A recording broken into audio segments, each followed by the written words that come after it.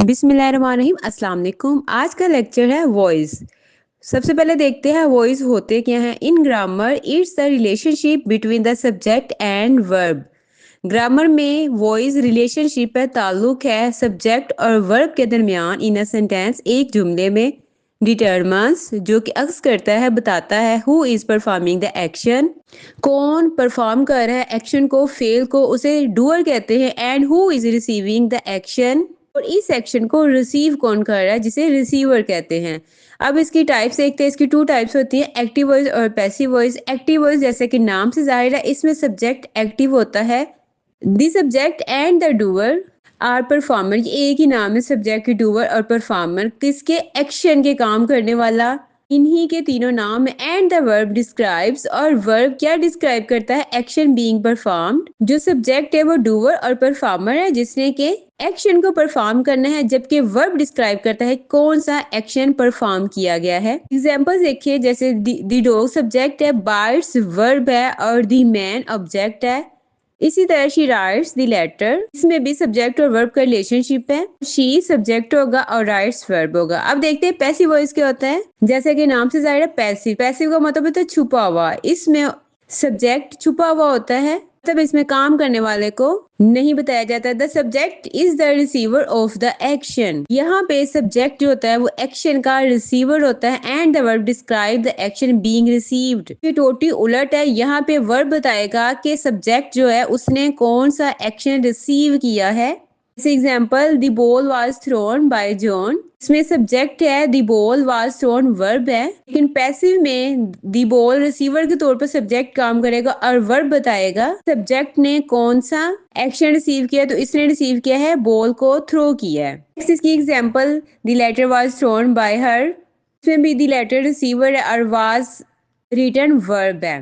Passive में agent option होता है और इसे डूअर भी कहते हैं। एक्टिव का डूअर पैसिव के लास्ट में आ जाता है एज ए ऑब्जेक्ट। अब नेक्स्ट एक सब्जेक्ट का काम होता है रिसीव्स करना, किसको, एक्शन को, क्योंकि उसका नाम है रिसीवर। जो वर्ब है वो डिस्क्राइब करता है उस एक्शन को जो कि सब्जेक्ट ने रिसीव किया है। हम इसकी रीजंस देखते हैं क्यों पैसिव वॉइस यूज करते हैं। सबसे पहले देखिए, ऑब्वियस रीजन। इसमें सब्जेक्ट ऑब्वियस होता है, जाहिर होता है, तो इसलिए अननेसेसरी डिटेल से बचने के लिए हम पैसिव वॉइस यूज करते हैं। एग्जाम्पल आपके सामने है, वो मैं डिफाइन नहीं करूंगी। अगर आपका सब्जेक्ट अननाउन है, जैसे the package was stolen, package किसने स्टोल किया ये हमें नहीं पता, तो इसलिए अननेसेसरी इंफॉर्मेशन से, डूअर से बचने के लिए हम पैसिव वॉइस यूज करते हैं। कंसीलिंग द आइडेंटिटी, अगर अपनी आइडेंटिटी को छुपाना हो, किसी भी रिस्पॉन्सिबिलिटी या ब्लेम से बचना हो, तब बी पैसिव यूज करते हैं। साइंटिफिक राइटिंग के लिए बी पैसिव यूज करते हैं। अब हम फोकस कर रहे हैं प्रोसेस पे, ना के रिसर्चर पे। जैसे the experiment was conducted over 6 weeks. अब हमारा फोकस एक्सपेरिमेंट पे, किसने किया है कंडक्ट ये हमें नहीं पता। अगर एम्फेसिस करना है द एक्शन पे ओवर द डूअर, अब जोर दे रहे हैं एक्शन पे, जो एक्शन परफॉर्म हुआ है, ना कि डूअर पे किसने परफॉर्म किया, तो इसके लिए भी यूज होता है। नेक्स्ट आपके सामने टेबल है, में टेंसेस को चेंज करने का पैसिव वॉइस में रूल है, किसको कैसे चेंज करना है। नेक्स्ट टेबल को मैं एग्जाम्पल के साथ डिफाइन करती हूँ। सबसे पहले हम रूल्स देखते हैं चेंजिंग वॉइस के। Rule number 1, identity the subject verb and object. Identify, identify पहचान करें, सब्जेक्ट क्या है, वर्ब क्या है, ऑब्जेक्ट क्या है सेंटेंस में। Second, swap the subject and object. Subject को ऑब्जेक्ट के साथ कन्वर्ट करें, स्वैप करें, चेंज करें। जो सब्जेक्ट है वो ऑब्जेक्ट बन जाएगा और जो ऑब्जेक्ट है वो सब्जेक्ट बन जाएगा। चेंज द वर्ब फॉर्म, जो यूज करना है करेक्ट फॉर्म टू बी की। आपको पता है टू बी पता, is, am, are, verb, was, been की फैमिली होता है। और करेक्ट यूज करना है कौन सा टेंस है और क्या टू बी आपने यूज करना है। और हमेशा at the past participle of the main verb, third form of verb लगाएंगे।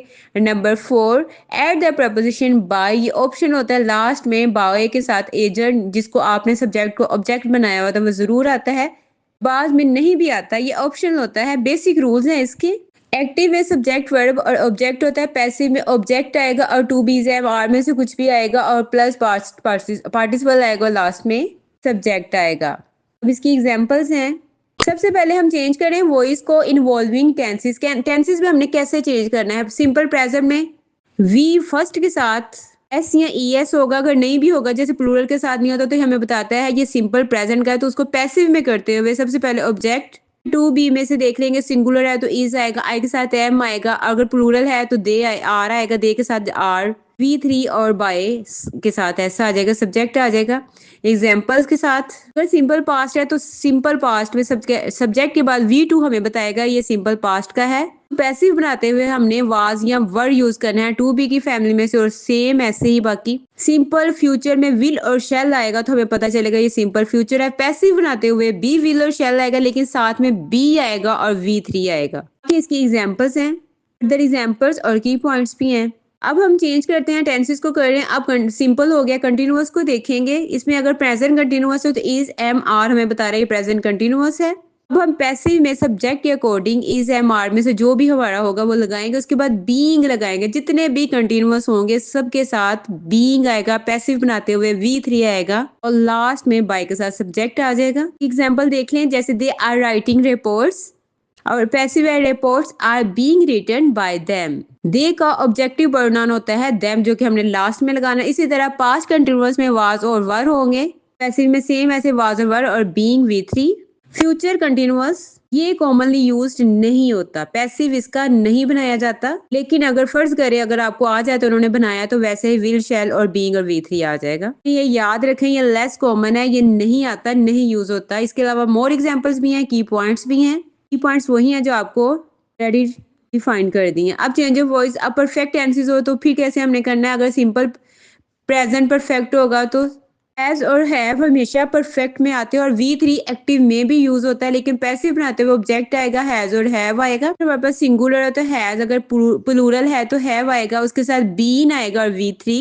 फिर सिंपल फ्यूचर में बी आया था, हमने कंटिन्यूअस किया तो सब में बीइंग आया है, लेकिन अगर हमने परफेक्ट को हमने ऐसी वॉइस में चेंज करना है तो सबके साथ बीन आएगा। इसी तरह पास्ट में सबके साथ हैड आता है, साथ में बीन और V3। अगर फ्यूचर परफेक्ट की बात की जाए तो will shall have future perfect में होता है और विल शेल के साथ हैव ही इसे परफेक्ट में चेंज करता है। और इसी तरह पैसिव बनाते हुए भी विल और शेल के साथ हैव आएगा और स्टार्ट में ऑब्जेक्ट, इन परफेक्ट में पैसिव बनाते हुए और V3 लास्ट में सब्जेक्ट। एग्जाम्पल्स हैं और मोर एग्जाम्पल्स भी हैं।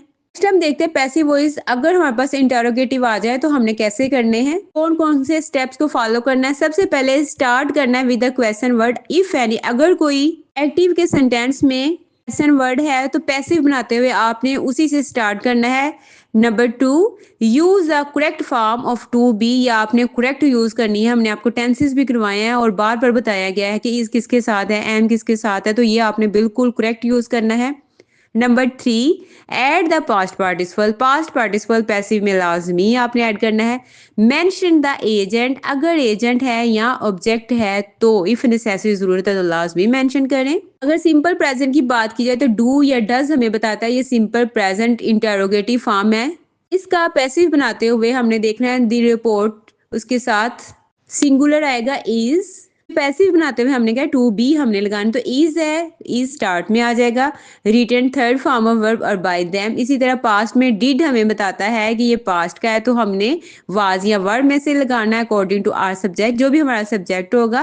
प्रेजेंट कंटिन्यूअस में इज एम आर, वो भी आपका होगा पैसिव बनाते हुए, वो स्टार्ट में आएगा, बाकी सेम है एज इट, क्योंकि कंटिन्यूअस है तो सब में बीइंग आएगा। इसी तरह परफेक्ट है, परफेक्ट में हैज और हैव स्टार्ट में आ जाएगा। जितने भी परफेक्ट है उनमें सब्जेक्ट के बाद बीन आएगा और थर्ड फॉर्म लास्ट में ऑब्जेक्ट आएगा। अगर WH वाले क्वेश्चन आ जाए हु होम, तो आपके पास हु है, जैसे हु रोड द रिपोर्ट, तो हु के साथ बाय होम आपने लगाना है, वाज द रिपोर्ट रिटर्न। बाकी सेम ऐसे सब्जेक्ट आएगा, लास्ट में आपका V3 आ जाएगा। दोबारा देख लें, हु की जगह बाय होम आएगा।